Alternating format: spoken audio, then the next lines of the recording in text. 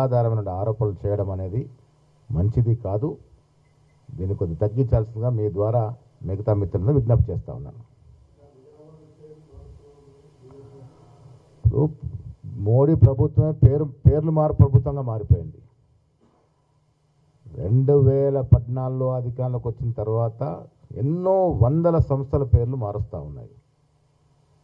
పేర్లు మార్చే పార్టీగా మారిపోయింది ఇది. యావత్ ప్రపంచం ఒక విజనరీ లీడర్గా గుర్తించినటువంటి జవహర్లాల్ నెహ్రూ పేరున్నటువంటి ఎన్నో సంస్థల్ని పేర్లు మార్చినారు.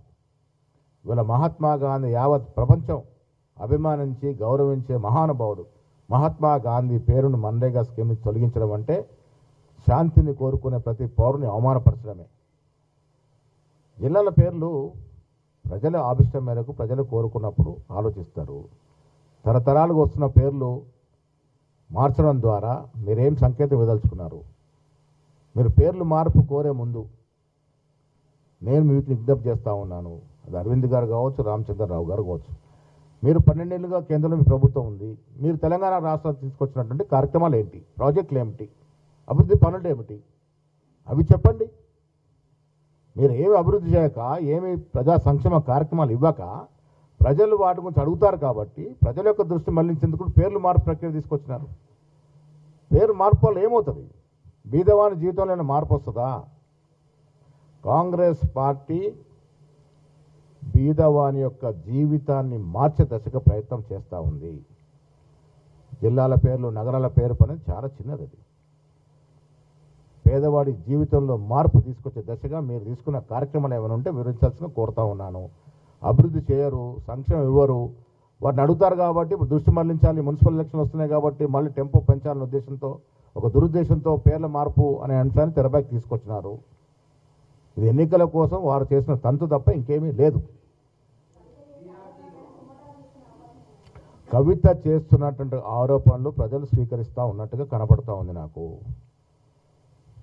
కవిత చేసిన ప్రతి ఆరోపణకి బాధ్యతగా కేటీఆర్ గారు, హరీష్ రావు గారు జవాబు చెప్పాలి. కేసీఆర్ ఎలాగో గౌరవప్రదంగా ఫామ్ హౌస్లో ఉంటా ఉన్నారు. ఇలా ఫోర్ ఫ్రంట్లో ఉంది కేటీఆర్ గారు, హరీష్ రావు గారు. వారు బాధ్యత కవిత లేవనెత్తిన అంశాలను నివృత్తి చేయాల్సిన బాధ్యత కేటీఆర్ మీద, హరీష్ రావు మీద ఉంది. ఆవిడ చేసిన అవినీతి ఆరోపణలు మేము చేయలేదు అని నిరూపించుకోవాల్సిన అవసరం మీకుంది. ఇలా ప్రజలు నమ్ముతూ ఉన్నారు.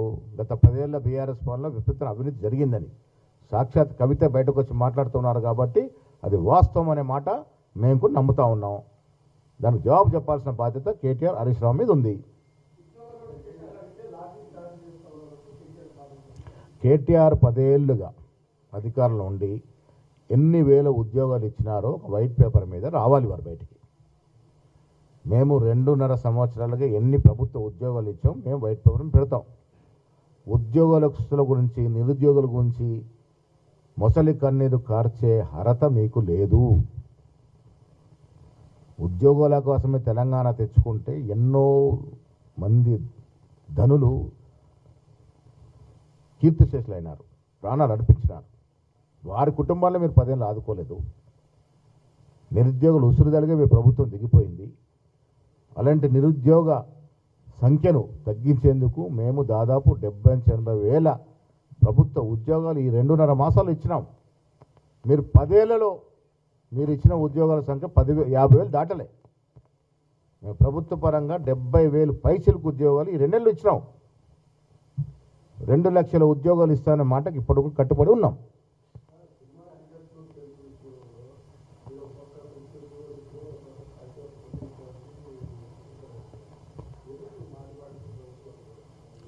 కమర్షియల్ సినిమాల విషయంలో వారికి జరిగినటువంటి ఖర్చు నిమిత్తం వారు పెట్టుకున్నట్టు అప్లికేషన్ పరిశీలించి నిర్ణయాలు తీసుకుంటాం. నాకు లోతుగా దాని మీద నేను అధ్యయనం చేయలేదు. మీ ద్వారా ప్రభుత్వాన్ని విజ్ఞప్తి చేస్తాను. ఎంత పెద్ద సినిమా అయినా టికెట్లు అనేవి సామాన్యుడికి అందుబాటులో ఉండాలనేది నా వ్యక్తిగత అభిప్రాయం. అందుకే హైకోర్టు ఏమందో నేను చూడలేదు, కానీ సామాన్యుడు అందుబాటులో ఉండాలనేది నా కోరిక.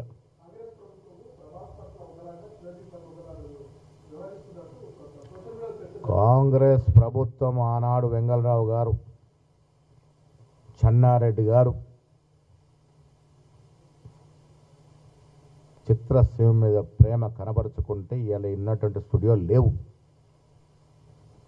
ఇక్కడ గొప్ప గొప్ప స్టూడియోలన్నీ కూడా ఆనాడు మాజీ ముఖ్యమంత్రులు, కాంగ్రెస్ ముఖ్యమంత్రులు వెంగళరావు గారు, మర్రి చెన్నారెడ్డి గారు చొరవ చూపి చిత్రసీమని మద్రాసు నుంచి హైదరాబాద్కి తీసుకురావడంలో ఆ ఇద్దరు మహానుభావుల యొక్క పాత్ర మరవలేనిది. అప్పటి నుంచి ఇప్పటి వరకు కాంగ్రెస్ పార్టీ వ్యక్తుల నిమిత్తం లేకుండా, కులాలు మతాల నిమిత్తం లేకుండా ప్రతి సినీ కళాకారుని గౌరవిస్తూనే వచ్చింది. ఆ గౌరవం ఇప్పటికి కూడా ఉంటుంది. హైదరాబాద్ భూములను అమ్మిన ఘనత కేటీఆర్ గారిది. అసలు సిసిలైన రియల్టర్ కేటీఆర్ గారు. ఇలా హైదరాబాద్ చుట్టూ పరిసర ప్రాంతాల్లో ఎన్ని వెంచర్లో కేటీఆర్ గారికి, కేసీఆర్ కుటుంబ సభ్యులకి వాటాలు ఉన్నాయో ప్రజలందరికీ తెలుసు.